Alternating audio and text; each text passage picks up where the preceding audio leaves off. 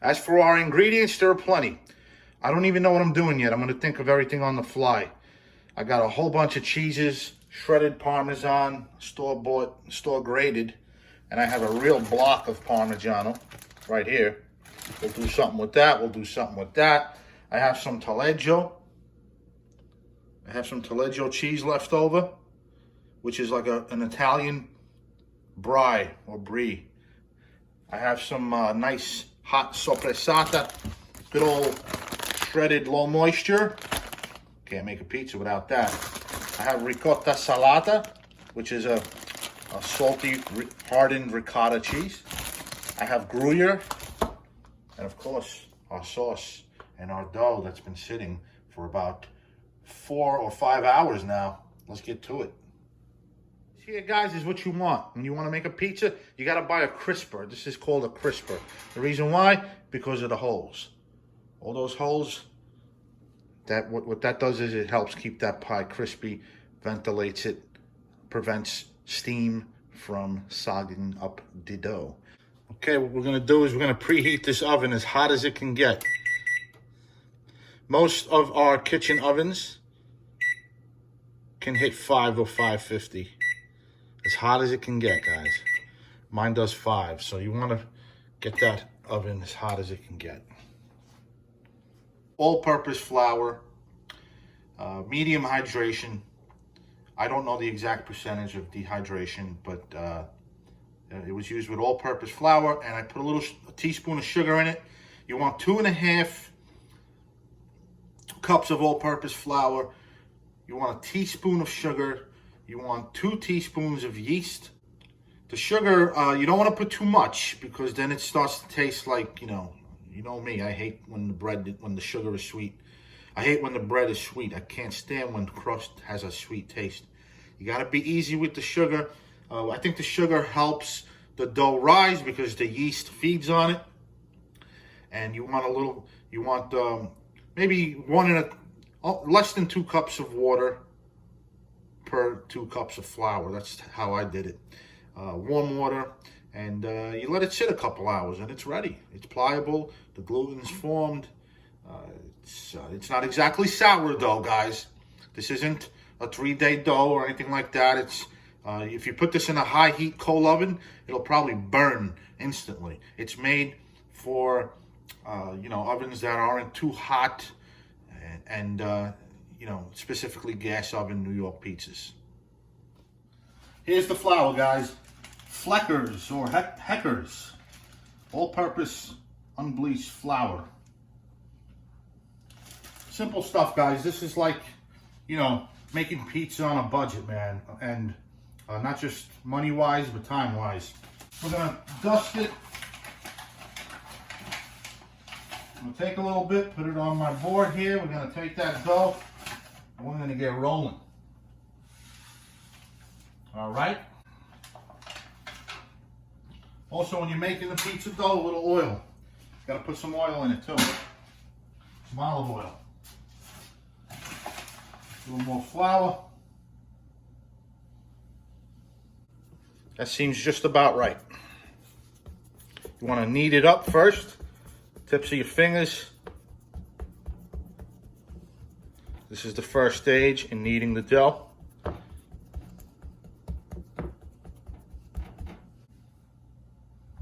Flip it around, get flour on the other side. Pound it a little bit, get your damn shirt dirty. And what you do initially, when you first pick it up, keep your fingers nice and wide. You want to poke it a little bit. This is the initial way to rotate it and get it nice and flat. And then once it stretches out a little bit, you take your fingers and make knuckles, make a fist.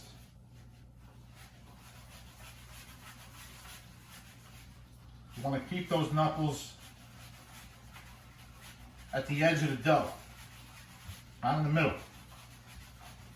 And that's it. Look, there's so much gluten in this dough that it's already, that's it, it's done.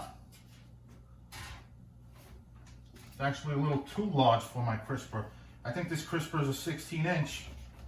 This dough, I may have cut it a little too large, but It all depends on what you want. If you want a thin tavern style, maybe it's not, maybe it's too big. But if you want a nice, thicker crust towards the end, if you want a nice cornichon on it towards the back, then it's perfect.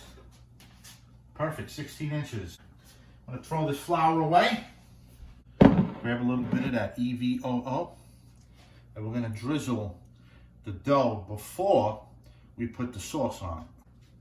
This is something that I don't see everybody doing.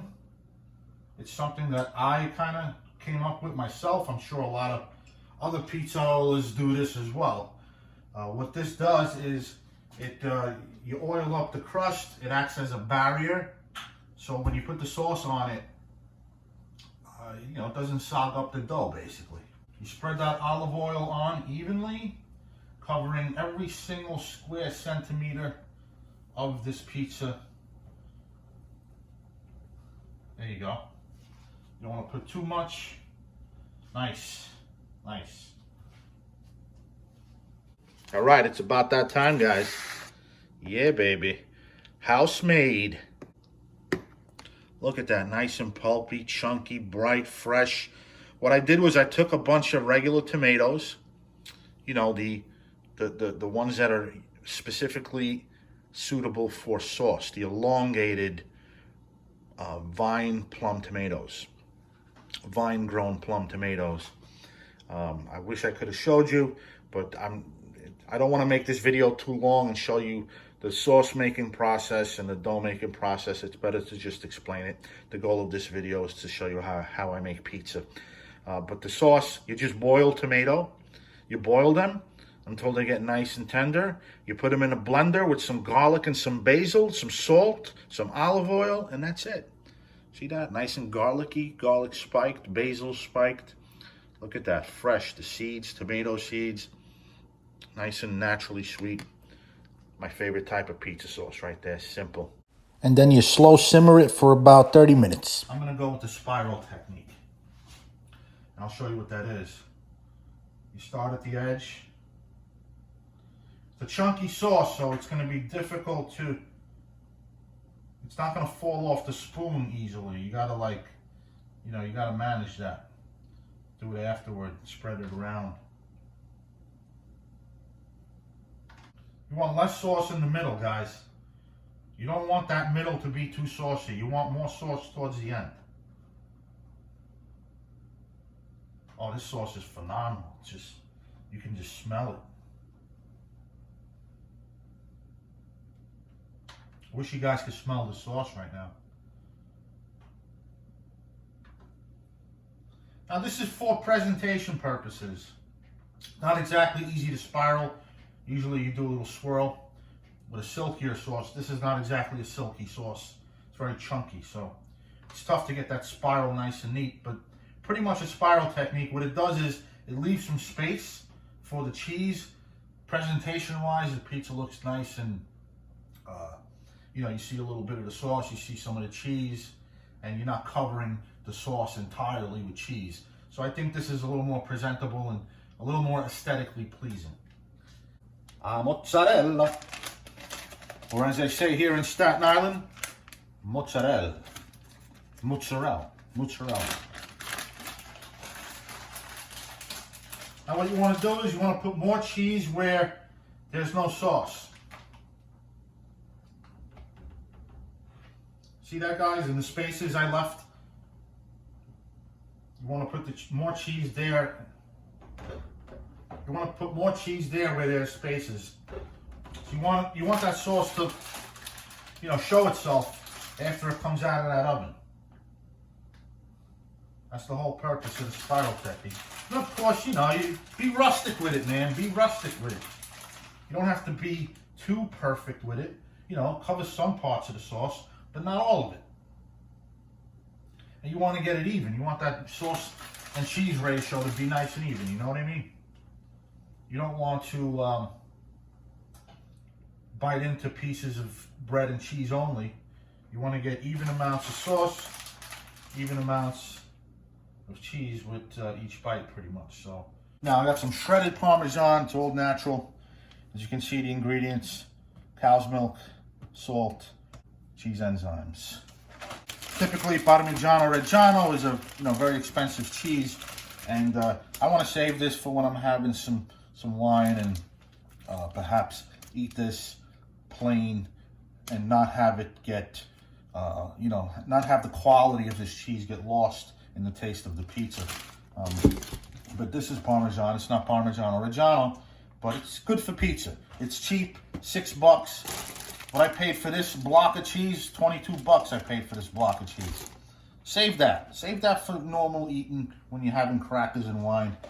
Now you can put this on after the pie comes out of the oven or before. Looking good. Looking good. I don't want to make this pie too heavy. I can't find the oregano. Oh, there it is. There we go, guys. I'm running out. I love oregano so much that it's almost gone. Good old dry oregano. Oregano is one of the few herbs that tastes more pungent and fragrant after it dries out as opposed to fresh. So they say. I don't know about that. What do you guys think? And, put it on. Put it on. Gives it an extra element of flavor. Nothing wrong with extra elements of flavor, but you don't want nothing to overpower that sauce, the quality of that sauce, the cheese, and things like that, especially on good pizza. New York style pizza, I'm using, there's no preservatives in this cheese because I bought a really good brand. Now this cheese is not the greatest, it's low moisture, but there's no preservatives in it. There's no preservatives in it. There is some anti-caking agents, some cornstarch and potato starch, but it's not preserved. There are no mold inhibitors in it, and but it's not exactly, high quality mozzarella here. It's a New York style pizza. Put some toppings on it if you want. Get crazy with it. There you have it, guys. What do you think? Let's pop it in the oven. 500 degrees. Let's hope no more than 15 minutes. Center of the rack. Okay, guys, we're about done. Voila. There you have it, folks. New York style. Got a nice thick handle on the back. Nice cornicione. I think I could have did a little better job getting that sauce and cheese spread to the edge. Specifically here, right there in this part. This is frozen basil. It's not exactly fresh. But it tastes good. Last but not least, a little bit of grated pecorino. There's already Parmigiano on there. After the pizza bakes, you give it a nice dusting, generous amount. Again, there's already Parmigiano on here, so you don't want to make it too salty. Oh, I love pizza salty. You can't have a pizza without pepperoncino flakes. This is it, man. This is the last. This is the last of the elements, guys. The last of the elements. We're done. New York style at home, baby. There, my friends, is the final shot. But I've been doing some thinking. What do you say I review this thing? From a third-party perspective, of course, without any bias. I'm going to review this thing and let you know how it stacks up against some of the best pizzas I've tasted in the past year and a half. Let's go.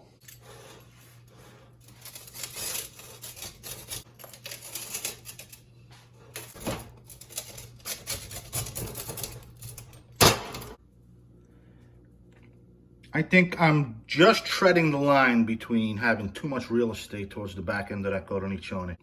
But I think I got the sauce to cheese ratio correct. I think I got that right. Nice amount of sauce and cheese. All right, guys, here we go. Don't need to fold this. That's crispy right there, man. That's crispy. That's how you know it's crispy. You don't even need to fold it. Give it a little fold. No flop. Nice undercarriage. Dark brown. Not bad, Antonio. Not too salty. Good funk from that grated cheese and the shredded parm. I think the sauce really makes this. The sauce is so fresh. I used low moisture cheese because I wanted to, make this pizza in the New York style. And, American mozzarella, you need that low moisture mozzarella.